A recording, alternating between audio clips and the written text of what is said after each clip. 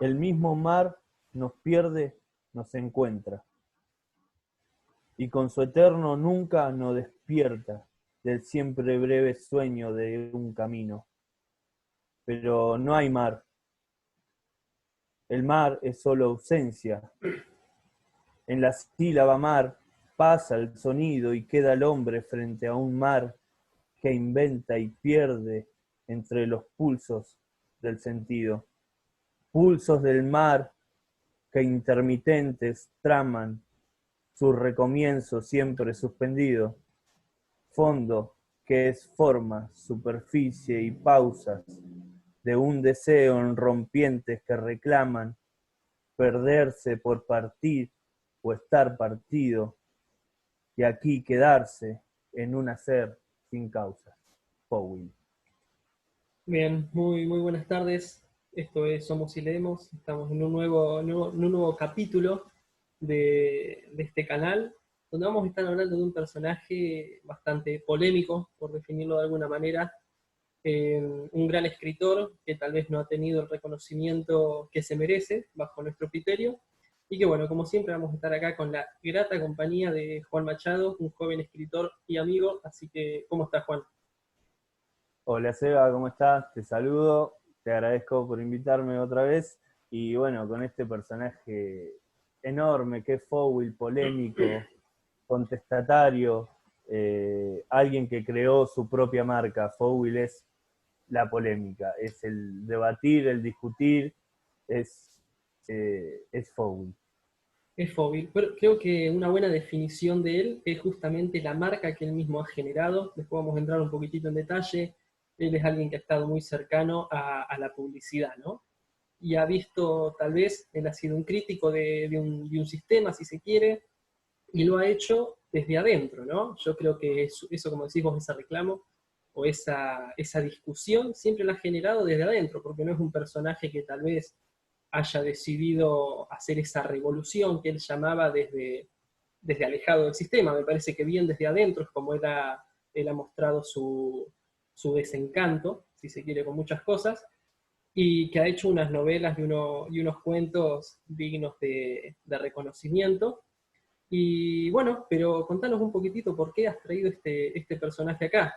Ayer yo hice una publicación en la cuenta de Instagram de Los Pichiciegos, que fue de una novela considerada como una de las mejores novelas que se ha hecho de la Guerra de Malvinas, y que la alargó en un momento en que prácticamente nadie quería hablar de la Guerra de Malvinas, ¿no? Y eso es mucho de él también, eso dice mucho de Fowell y de lo que es Fowell, y largar esa novela en el momento que lo largó, sabiendo lo que iba a provocar, es más merecedor todavía de reconocimiento, me parece. Contanos un poquitito de qué es lo que te ha parecido tan interesante acá para traernos a Fowell a nosotros.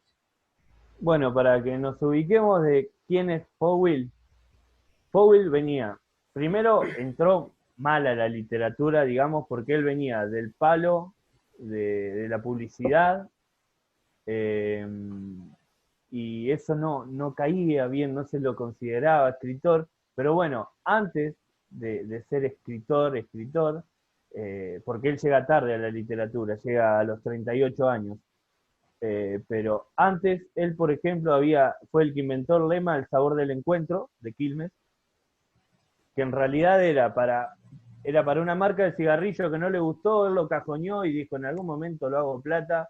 Apareció Quilmes, lo hizo plata, El sabor del encuentro. Fue quien escribía también los chistes bazooka, de los chicles bazooka, que se firmaba, nunca sé si es bazooka o azúcar. Bueno, el chicle, todos nos ubicamos. Y abajo firmaba Fowell, bueno, él era el que escribía eso, presenta un cuento y poesía a un certamen de Coca-Cola, y él siempre quiso ser poeta, y, y pierde con las poesías y gana con Muchacha Punk, que es un cuento largo, eh, notable, que ya vamos a hablar ahora en un ratito. Gana y va y se sienta con los ejecutivos de Coca-Cola y le dice, mira, ustedes son una multinacional, yo tengo idea izquierdista, no voy a publicar con ustedes. Y va y bueno, él se abre una editorial y publica en esa editorial Muchacha Punk, y es es reconocido por Muchacha Punk, y bueno, después saca su gran novela, si se quiere, son Los Pichiciegos, hay todo un mito atrás de los pichiciegos, que él mismo se encargó de formar, que era, la escribí en 3 días.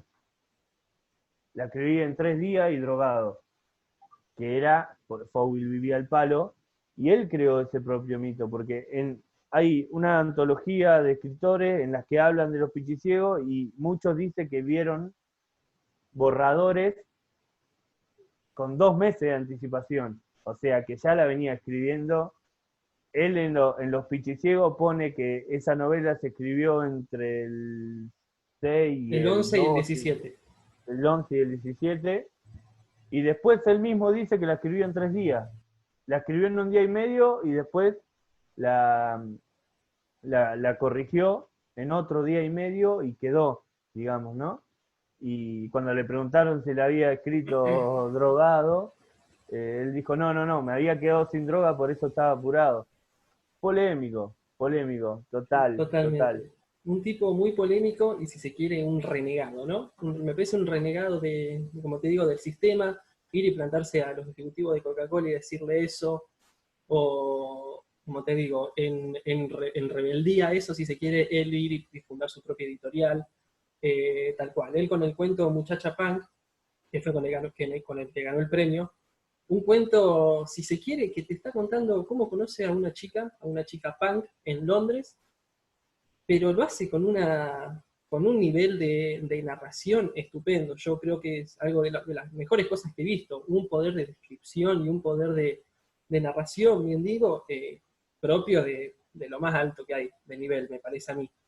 Y después, como vos decís vos, largó otras novelas que lo marcaron ya como un escritor, como es Los Pichiciegos, o después en los 90 que largó Vivir Afuera, que también vamos a charlar un poquitito, donde, donde claramente es queja pura, ¿no? Y donde dice cosas que en Los Pichiciegos, por ejemplo, yo la recuerdo que él hablaba, porque todos sabemos a grandes rasgos el frío o el miedo que tenían los soldados en Malvinas y demás, pero el poder de narración o de descripción que tiene él para decirte, no sé, por ejemplo, de que todos tenemos miedo, pero nunca tuvimos miedo al miedo, por ejemplo, ¿no? De que él sabía que los soldados de Malvin iban a tener miedo al miedo que iban a tener porque ya habían visto, viste, cosas que es difícil hasta de expresar, si se quiere. Y lo mismo también después con Vivir Afuera, con una crítica, si se quiere, al neoliberalismo que estaba viviendo en ese momento, en los 90, acá en Argentina. Pero me quiero quedar con lo otro que habías dicho de Fowell, esa jactancia que tiene él de decir que sí, me drogué, he escrito drogado, he esnifado cocaína, ha estado hasta preso Fowler por estafas y demás. Y es un tipo que, no sé, nos parecía absolutamente interesante para contar, porque uno tal vez cuando habla de otros autores tan correctos, si se quiere, o políticamente correctos, es difícil cuando vos te encontrás con un autor así, que también él, después te voy a preguntar mejor a vos, ha descubierto o valorizado mejor otros autores como la Iseca, por ejemplo, que hasta ese momento no estaban reconocidos como se merecía. Y, y bueno, y todo eso es Fowell, es una marca, es como decías vos. Creo que él hasta en un momento había dejado de poner Rodolfo y firmaba simplemente con Fowell, que si se quiere hasta como un buen nombre para una marca, ¿no? Él bien clara la tenía en eso, y creo que hasta en un momento criticaba también y decía que los que habían estudiado publicidad y eso en una universidad, que no les iba bien con la publicidad porque no entendían realmente cómo era la publicidad. O sea, él se había metido bien y desde adentro había empezado a atacar esa masa, ¿no? Ese sistema, si se quiere. Sí, y él, por ejemplo, él tenía muy claro que por ejemplo, su apellido era musical. Y él sabía que su apellido podía ser una marca, por eso terminó siendo Fowell. Fue Rodolfo Fowell, Enrique Fowell, Quique Fowell, el loco Es lo que Fowell, Fowell, ¿no? Y él creó su propia marca, y es como se lo reconoce hoy. Un enroscado, un tipo sin pelo en la lengua. Por ejemplo, él en la última gira, por citar una situación, la última gira que hace en Uruguay, él llega, se caga de frío, que eso después decantó en La su muerte. muerte, ¿sí? Y se sienta en una conferencia de prensa con mucha señora paqueta, señor de traje, y se sienta él y dice, no, la verdad que llegué, me cagué de frío y después vinieron un montón a chuparme las medias, que lamentablemente lo único que me chuparon hasta ahora, dice. Se levantaron todos y se fueron.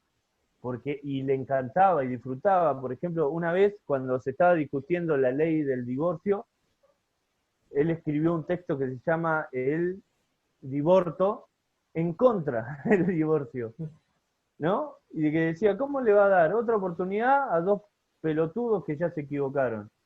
Decía así, textual. Sí, Y sí, sí. él se había divorciado 5 veces, ¿entendés? Él necesitaba la polémica para subsistir. Y yendo más a la parte literaria de él, sí tuvo en Cana y cuando salió de estar en Cana dijo, bueno, quiero ser escritor. Y fue por eso, y lo logró, a su estilo. Él escribe Muchacha Punk, que es, como vos decías, un argentino que va supuestamente a comprar armas a Inglaterra, se encuentra con 3 chicas punk, se enrosca con una, pasa toda una situación, pero en el medio de ese cuento, él te pisa el freno de forma magistral, te pisa el freno y te dice, ¿sabés que esto nunca pasó? No pasó nunca, yo nunca salí de este departamento de Buenos Aires. ¡Pum! O capaz que sí, y sigue con la historia, pero eso a uno ya lo descoloca y lo pone en otra posición como lector, en una posición de duda, que es Fowler lo logra de manera magistral. Recuerdo alguna novela corta de Enrique Wernicke que hace una cosa similar, se habla a sí mismo, pero es extraordinario el recurso que usa ahí. Y si bien no es tan importante qué espacio elija Fowler para contar, qué lugar. Él te describe hasta el lugar más sencillo del mundo, te lo describe en profundidad y yo creo que igual su recurso potente, fuerte y que lo distingue como Fowler son esos diálogos extensos, muy extensos, pero sostenidos que se te cae la baba. Sí, Son sí. hojas y hojas de diálogos que los pasás y estás ahí, sos parte de la conversación y es un gran recurso de Fowler. Y el Muchacha Punk lo utiliza también como la grande descripción de los espacios, Y los las escenas, pichiciegos. claro, Sí, sí. en Muchacha Punk, por ejemplo, la escena de la pizzería es increíble cuando describe el baño, cuando describe las pibas, la casa de la muchacha punk, es extraordinario. Y en Los Pichiciegos, por ejemplo, hay una escena que a mí me parece genial, que te cuenta cómo se daban cuenta que se le terminaba el cigarrillo cuando estaban en plena oscuridad. Que te describe el gusto del filtro, te describe cómo la luz aumentaba y se achicaba y cambiaba de color. Es genial.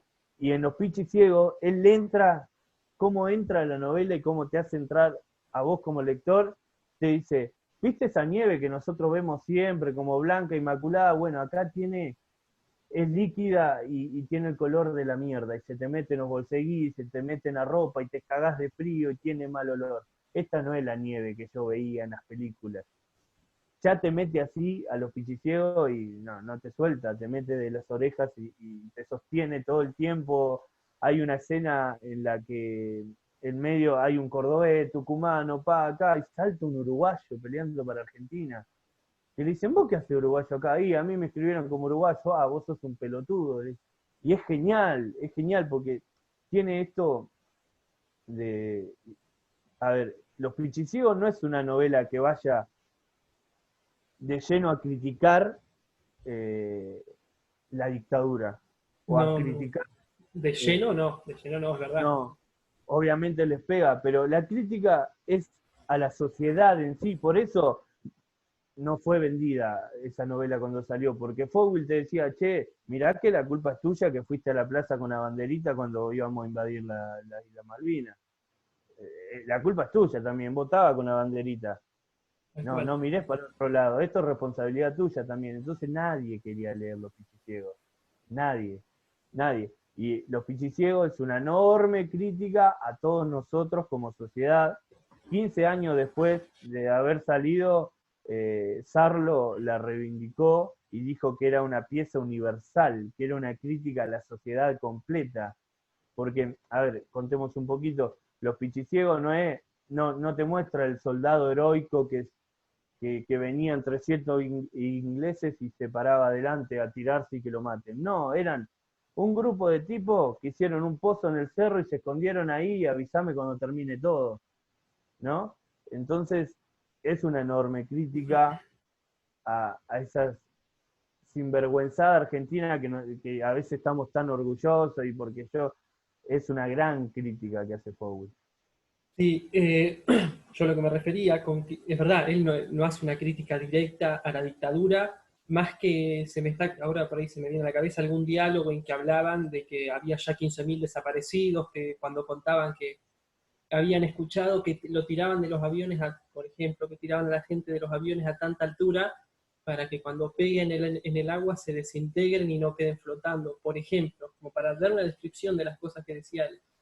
Y después, volviendo un poquitito a lo que decías antes, esos diálogos extensos, ahora que me acuerdo, justamente en una escena de Pichiciegos, adentro de un diálogo, uno de los personajes le cuenta un cuento de Horacio Quiroga a otro personaje. Entonces vos estás leyendo un diálogo de capaz que, no sé, 10 páginas, por ejemplo.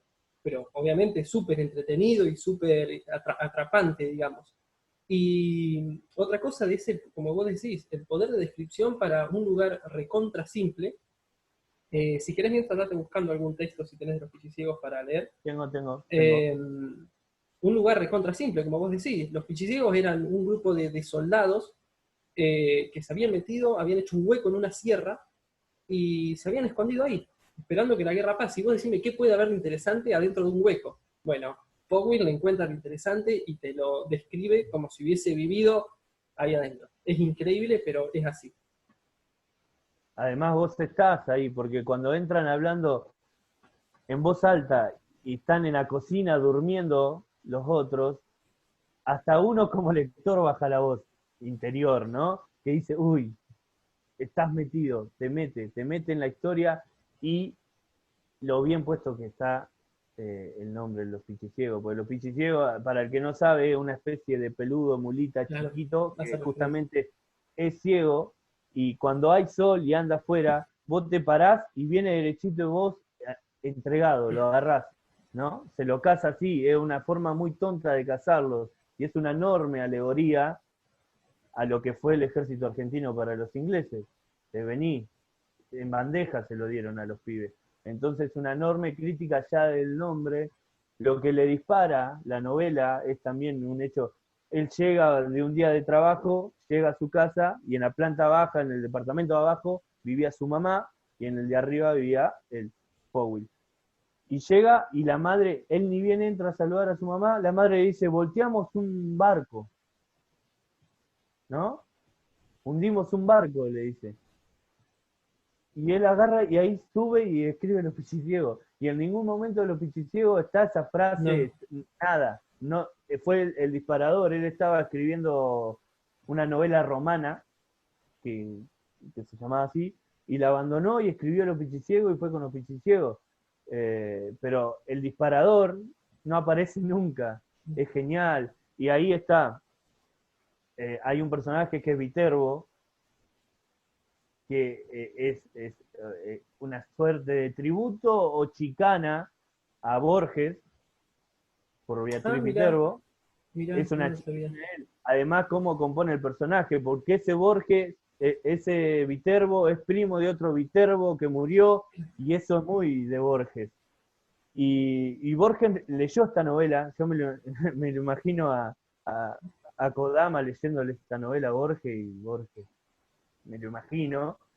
Y cuando le preguntaron a Borges, él dijo, ah, sí, sí, Powell es ese escritor que sabe mucho de autos y cigarrillos, ¿no? Claro, lo ninguneó como Eh, También lo ninguneó como un rey, pero bueno, después Powell es quien reescribe era Aleph. el Aleph, que hace Claro. help a él, ¿no? Eh, y también es un libro muy sexual, Es un libro que el Aleph arranca la candente mañana de febrero en que Beatriz Viterbo, bueno, Fowell dice, la caliente mañana arranca así Repetí y eso el que se Aleph, trabó. Repetilo porque vale la pena y justo se trabó. que el Aleph de Borges arranca la candente mañana de febrero en que Beatriz Viterbo, ¿no? Y Fowell arranca una mañana de calor de febrero, básicamente dice esto, una mañana de calor de febrero, Beatriz se murió. Corta la bocha.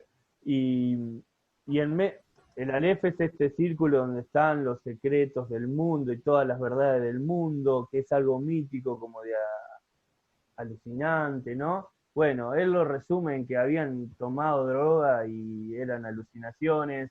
Es muy sexual en un libro, un cuento que él reescribe como sexual. Aparece la Iseca como personaje. Eh, es espectacular lo que hizo. Y esto de provocar, era una provocación para Borges todo el Sí, sí, tiempo. sí. Y no le importaba, no le importaba quedar bien con Borges o con quien sea. Él renegaba de todo esto. Bueno, para leerte, tengo un poema que lo describe a él y a su literatura a la perfección. Y después tengo un fragmento de Muchacha Punk, que me Bien, parece que hay que destacarlo, es el comienzo, y un fragmento que resume un poco lo que es los pichiciegos. bien. Elegí a Agustín Piacere. Bueno, volviendo un poquito a Muchacha Punk, es este cuento bueno, con el que ganó el certamen de Coca-Cola y fue su entrada a la literatura. Es un cuento con unos espacios descritos a la perfección. Es un cuento que en el medio te interpela como lector y te pone la duda te dice, che, acordate que esto es literatura, que esto no pasó. Vamos a seguir, pero acordate de eso. Y sigue con la historia y tiene unos diálogos muy interesantes y te muestra también esa gente que quiere pertenecer a cierto círculo o quiere ser rebelde y no es.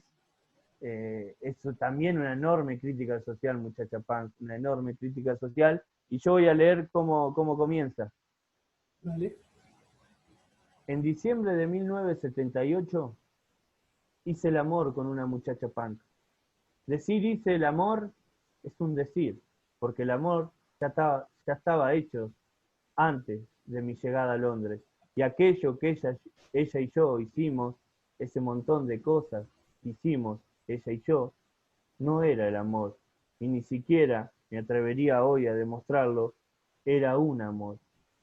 Eran eso, y solo eso eran. Lo que interesa de esta historia es que la muchacha Punk y yo nos acostamos juntos.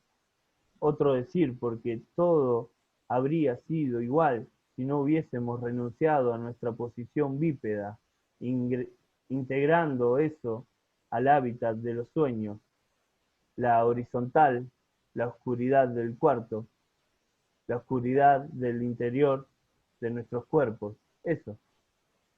Así Ya, arranca Muchacha Punk. ya leete si querés el fragmento de Pichiciegos y después ya cerrás con el poema si querés. Dale. Bueno, voy a leer este fragmento de Pichiciegos que pinta un poco la novela eh, y me pareció que era el resumen en sí. Que ellos eran patriotas, que debían volver pronto a la Argentina porque Argentina necesitaba prosperar, porque era un gran país. Prosperar, decía el traductor, y ocuparse de prosperar era mucho mejor que hacer guerras contra países más fuertes. Bien, bueno, si Muchacha Punk, como decíamos, era un cuento, es un cuento breve, serán unas 15, 20 páginas, ¿será? 15 Me son, parece, me 15 parece. páginas. Y bueno, un cuento como decíamos, que cuenta una historia muy simple, pero él lo hace muy especial, digamos. Ya así de esa forma nomás arranca, que te dice, hice el amor, pero en realidad el amor no estaba hecho, y ahí como que ya se empieza a enroscar con un montonazo de cosas. Y después lo otro, bueno, un fragmento chiquitito de un cuento, de una novela, la que nombrábamos, Los Pichiciegos, que también Los Pichiciegos ya era, eh, como un anticipo a la Argentina menemista, si se quieren. Vos fijate esta idea del progreso y todo eso, en qué distorsión estaba, ¿no? Hablándole a pibes que recién habían vuelto de una guerra absolutamente desahuciados y destrozados, y, y hablando de eso, de progreso, de que lo que estaba bien era otro tipo de Argentina, como si tal vez lo que hubiesen ido ellos porque querían, ¿no? Hay mucha crítica de esa, de la diferencia que había entre una potencia y lo que fue Argentina, que fue en un momento, cuando cuentan que en el momento del, bueno, no quiero como spoilear nada, pero en un momento donde ellos se están entregando, eh, que le roban el arma a los compañeros para ir a entregarse con un arma y igual seguían cayendo los misiles, ¿viste? Y ellos trataban de cargar las armas y estaba todo húmedo, frío, dice, con los guantes no podían ni cerrar las manos, un montón de cosas que vos decís, ¿en serio hiciste esa carnicería, viste? Y Fowl fue eso, fue una crítica muy fuerte a eso, como vos decís, no fue tal vez directamente a la dictadura militar, sí, para mí de forma indirecta lo acusa, porque por más que Sí, sí, acuse sí, una sí. sociedad, había algo que estaba gobernando esa sociedad, ¿no? Obviamente. Y, y creo que sí, que él se animó a decir en ese momento algo que todavía nadie se había animado a decir, y lo hizo de una forma sabiendo que le iba a traer consecuencias, que se las trajo, porque como dijiste vos, nadie quería leer ese libro de Fowl, porque vos lo leías y decían, ellos mismos hablaban ahí que escuchaban por la radio, cuando la gente salía a festejar, cuando estaban ganando la guerra, y los pibes estaban ahí en la pichicera, si se quiere, escuchando eso, y decían que hasta entre ellos mismos se desmentían todo, ¿viste? Ellos ya sabían que iban a perder la guerra, ya sabían que la guerra estaba perdida, ya sabían que después de ahí iban a quedar muy pocos vivos, ya sabían todo eso. Y sin embargo afuera, la influencia obviamente de los medios, que siempre terminamos cayendo a eso, eh, que sabemos la función que cumplen, la función que ha cumplido, y la función que siguen cumpliendo, y ahí también queda revelado eso, por más que no acuse directamente, pero cuando él te habla de que los pibes ahí adentro, pibes de 16, 17, 18, 19 años, todos provincianos, algunos ni siquiera sabían a dónde habían ido, ¿viste? Era una cuestión demencial. Y ellos mismos escuchaban algunos medios de comunicación de acá, de cómo hablaban, y sabían que estaban contando algo que no era, digamos, que no era. Inclu- in- Inclusive cuando a ellos mismos le mentían, porque en un momento llega uno, entra y dice, che, mandan refuerzo de Rusia, y viste que dice, y oh no, no te mandan ningún refuerzo. De hecho, ahora que me acuerdo, hay uno de los pichiciegos que estaban adentro, que le decían Galtieri, porque él el único, a Galtieri, porque era el único ahí adentro que creía que la guerra le iban a poder ganar y todos se le cagaban de risa, o sea, los tipos absolutamente resignados, ¿viste? O sea, era una guerra, Y vos, estaban dando su vida, sí, vos imaginate que Fowl escribió eso en el 82, eh. tal cual, Decía, tal cual. decía, le puso a un personaje Galtieri en el 82. Tal cual. Y de la forma que lo puso, como dice, no, el único pelotudo que decía que podíamos ganar era Galtieri, entonces por eso habían apodado uno de los pichiciegos, pero hasta ahí adentro como a la situación que los llevó a la guerra, ¿no? De, si se quiere, ahí vivían 25 personas, ponele ahí adentro, y hablaban de helados y de fríos, refiriéndose a los muertos o a los heridos que ya no tenían cura, si se quiere, y hasta, ahí, hasta llegar a ese extremo en esa pérdida de humanidad, ¿no? Si se quiere, en un grupo chiquito, reducido, pero ya estaba todo desintegrado. Ahí ¿Cómo? y afuera, en la sociedad también, me parece. Sí, sí, sí, es excelente la mirada que le pones y creo que es lo que quería lograr Fowl. Pero bueno, también cómo no nombraban a los muertos. Ellos le decían los fríos eran los heridos y los helados eran los muertos. Eh, es una, es una enorme crítica a todo como sociedad, ¿no? A los medios, a los milicos, obviamente, Sí, pero es más una crítica para adentro. Esto de Fowl, yo siempre encuentro un paralelo con Capusotto. El humor de el Capusotto, humor, tal cual, claro, tal pero cual. Capusotto no elige pegarle al rico, al burgués, no, no, él le pega al clase media que se desclasó, ¿no? Que se olvidó de dónde vino. Capusotto apunta a eso. Sí, Y sí, sí, Fowl sí. también. Yo ahora te voy a leer una poesía y vos fijate a quién elige pegarle. Y, y creo que también es eso, es la bronca del que estuvo codo a codo con vos siempre y hoy vive otra realidad y se olvidó de todo. Es un enorme crítico de eso Fowell y ha hecho escuela de eso Fowell. Y ha renegado contra el sistema y ha renegado contra los críticos literarios y se ha parado en conferencias, lo han puteado a todos y se ha ido. Bueno, Ha sido sincero con él mismo, creo, sí, siempre. y bueno, de hecho, como decimos, esa crítica a los críticos literarios, él cuando sacó en la editorial que iba a sacar Vivir Afuera, la que sacó en el 98, me parece, en la que critica mucho esa Argentina de los 90, como te repito lo que dije hoy, ese neoliberalismo, el menemismo, si se quiere. Él, uno de los personajes, es un Pichi, un personaje de los que había salido de... Y él no le habían permitido en la editorial eh, ¿cómo sería? Referenciar, digamos, la novela del anterior. Y terminaron modificando algunas cosas que él al final terminó sintiendo de que había perdido muchísimo sentido que él le había dado, una novela que le llevó meses hacerlo. Esa novela le llevó meses y los pichiciegos dicen que 3 o 6 días, así hayan sido 10 o 12, lo que sea. Es una novela infernal y es una novela que hay que leer. Lo mismo que esta, Vivir Afuera. Y, y creo que es eso, esa crítica también a las editoriales y a, y a la Y a, y a lo- la sí, y a los editores que a te los manosean el editores, texto. tal cual, cómo lucran con eso, y él también, si se quiere, estuvo en un lugar de privilegio, como para decir, como te digo, te rechazo un premio, te pongo una editorial, no dejo que vos me lo edites, pero eso también él mostraba algo que hay muchos que tienen que ceder ante un montón de exigencias de las editoriales. La realidad es esa, hay muchísimos libros que llegan tocados a nosotros, que no es, mira, ahora no tiene nada que ver con este, pero me acuerdo, por ejemplo, de Anthony Borges, el que hizo La Naranja Mecánica, que en el libro original él había hecho 21 libros, 21 libros, 21 capítulos, y él había dado todo un sentido a esos 21 capítulos, por la edad en que terminaba la adolescencia y demás. Eh, es muy conocida La Naranja Mecánica de Stanley Kubrick, la película, donde Stanley Kubrick agarró de todos modos en la primera edición de los 20 capítulos de La Naranja Mecánica, cuando en realidad el escritor había hecho en 21 capítulos y en el último capítulo cambia rotundamente el sentido. Y sin embargo, Stanley Kubrick optó por agarrar el mensaje que daba con los 20 capítulos, que es un mensaje totalmente diferente al que quería dar el escritor, y eso es un claro ejemplo del poder que tienen las editoriales ante escritores que tal vez no tienen mucho poder y tienen que ceder. Él dijo, si yo tenía que publicarlo, había una frase, a ver si me la acuerdo bien.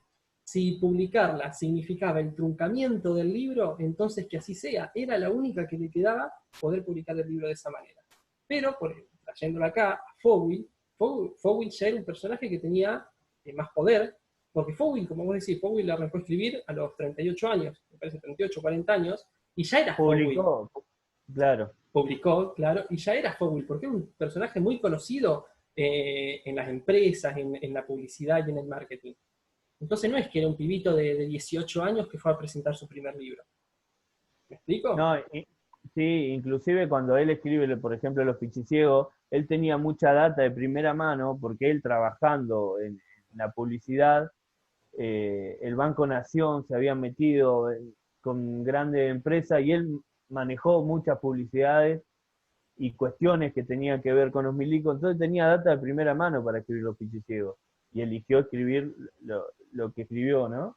Que me parece extraordinario. Y después con el tiempo él también creó otro lema que era escribo para no ser escrito, ¿no? Que él resumía en, si yo escribo, soy dueño de mis actos. Y yo elijo escribir por eso, para que nadie tenga que escribirme a mí. Yo me escribo yo y listo. Mis personajes son Fowell y muchas veces Fowell. Y metía amigos, y metía esto, y metía lo otro. Y también esto de renegar, él fue, lo que hablaba vos de las editoriales, él fue muy publicado afuera, en España, en Francia, en Inglaterra, en Inglaterra, bueno, Alemania, Pichiciego fue sí, publicado en Inglaterra. en Alemania. Él fue muy publicado afuera y llegó ya con un nombre fuerte a ser publicado en Argentina. Y, a ver, Los Pichiciegos pasó a ser la gran obra de las Malvinas y la primera, eh, mucho tiempo después, casi en los 2000. Entonces, Sí, sí, sí. él hizo carrera afuera por esto de la pelea con las editoriales, y él decía, bueno, pero a mí después me traducen y no sé qué pone, entonces no me peleo, pero era así, y renegó bastante, y con, con su editorial, Tierra Baldía creo que se llamaba, publicó en el 76 un poeta que no me va a salir el nombre ahora, para la próxima lo digo, o ya le vamos a dedicar un capítulo, un poeta que era militante de izquierda, era gay, asumido y militante también, y en el 78 publicó un poema que se llama Hay cadáveres, que decía, en la mata, en el baldío de la esquina hay cadáveres, en plena dictadura. Entonces, se la jugó, me parece, en ese sentido siempre. Bien. Powell poniendo su nombre como marca y dejando en claro siempre su mirada crítica ante la sociedad. Él era sociólogo, por eso también armaba tan bien esta estructura como en Vivir Afuera, que es una crítica a los 90 y a esa suerte de barroco de Ferraris y mujeres y Menem, que él lo anticipa, Menem, en Los Pichiciegos, Claro, tal cual, es lo que te iba a porque decir. el personaje que lleva y trae es el turco, que es un chanta bárbaro, y se lo anticipó a Menem de una cosa extraordinaria. Tal cual. Bueno, amigo, la verdad que ya vamos, creo que 25 minutos, media hora. Y me parece que hemos hecho un buen resumen. No se nos pasó tanto como Galeano. Así que bueno, vamos a decir unas últimas cositas y ya te voy a invitar a que lo termines como vos más te guste. Así que bueno, los voy a invitar como siempre. Tengo un amigo, Mateo, te mando un saludito, que se me ríe cuando yo hago la publicidad para que se suscriban, pero necesitamos que la gente se suscriba, que dé likes, que comente las cosas que le gustan, las cosas que no. Así que los invitamos también a seguirnos por Instagram, somos y leemos. Y bueno, como les digo, toda crítica, siempre y cuando sea con respeto, es recontra bienvenida y estamos para mejorar. Y la idea es fomentar un poquitito de lectura. Nada más que eso, vuelvo a aclarar que no es idea imponer ningún tipo de pensamiento. No, no, jamás me prestaría a hacer nada de eso. Así que solamente fomentar lectura para ayudar un poquitito a un pensamiento más crítico y más serio, ¿no? De todo lo que nos rodea. Así que sí, amigo, me parece que hicimos un buen resumen de Fowl, un personaje recontra interesante, que no es, vuelvo a repetir, no sabemos si tiene el reconocimiento que se merece. Es un buen escritor para los escritores, ¿sí? Pero a la masa, como hablamos el otro día, también un escritor, por ejemplo, Galeano, ha sido un escritor muy vendido, Soriano, un escritor recontra vendido, pero Fowl, si bien fue reconocido entre los escritores como un buen escritor, vos acá vas y le preguntás al vecino si conoce a Fowl, probablemente no. Le decís a Borges sí, pero le decís a Fowl no. Así que esta es la idea de por ahí ayudar un poquitito con eso también. Y bueno, amigo, la verdad que te doy el pie para que finalices como más te guste. Y bueno, gracias como siempre y nos vemos el martes que viene.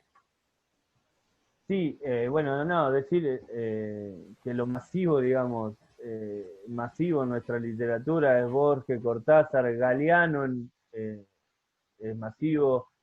Soriano en un periodo, en los 90 si se quiere, fue el escritor más vendido, eh, pero es difícil y hay muchos personajes que son los que nosotros queremos rescatar, como Saer, como Di Benedetto, como Silvino Campo, No, que son grandes escritores y escritoras, que han quedado un poco por la periferia de la literatura masiva. Bueno, ¿te puedo me voy a interrumpir un ir, segundito sí, para, por favor. para anticipar que el otro video vamos a hablar justamente de Silvino Campo, una gran cuentista? Así que nada, era eso. Así que Sí, sí, sí. termina tranquilo. Tiene tres novelas, Silvino Campo, pero nosotros vamos a destacar, eh, sobre todo, lo que fue como cuentista, esa enorme cuentista que fue y que ha quedado por ahí a la sombra de su compañero Bioy Casares o Borges. Eh, Mira, acá tengo el nombre del poeta que le nombré antes, me había quedado Ah, pensando en eso. El poema se llama Hay cadáveres y es Néstor Perlonger. Búsquenlo, es un poema muy largo, pero wow, tiene un juego de palabras increíble. Y Mateo era tu amigo. Mateo, sí. Mateo, pedile a Seba, por favor, que para el próximo video se cambie la camisa. Esa No, camisa pero- se la saca y queda parada. Bueno, me voy a ir, como vine, leyendo una poesía que se llama Viejas Puercas y es de Fogwill.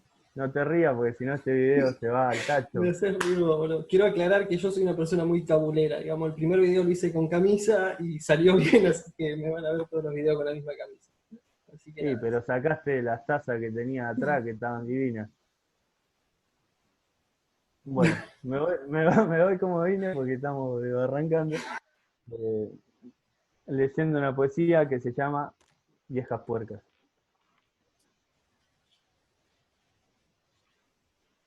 Con perritos que cagan, estas veredas de Palermo, por aquí vivió Borges. Esta es la esquina donde lo mataron en un sueño. Por ahí estaba la carnicería. Las viejas puercas no recuerdan nada, ni saben. Miran cagar a sus perritos y les hablan. Vamos ya, que mamá hoy ahora está apurada. Esta debió ser profesora de algo, lengua, gramática, literatura, historia. Mira cagar a su perrito, tironea de la cinta de cuero y lo apremia. Tal vez sea una de las famosas que se lavan antes de acostarse. Y más tarde, mientras miran TV, abren las piernas para que su caniche animal les lama. Pobres amigos del hombre, los pequeños apasionados por el olor de maestras y profesoras jubiladas, abandonadas, viudas pero maternas, con ese amor con el que miran cagar a su pequeña mascota.